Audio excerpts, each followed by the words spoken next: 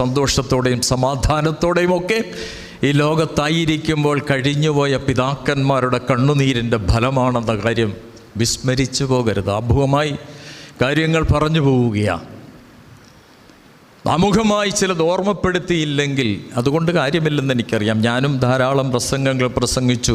ഒരുപക്ഷെ എന്നേക്കാൾ എത്രയോ പ്രസംഗങ്ങൾ, പ്രത്യേകിച്ച് ഈ പുണ്യഭൂമി ചുമ്മാ പോകുന്നവനും ശുദ്ധീകരിക്കപ്പെടുന്ന ഭൂമിയാണ്.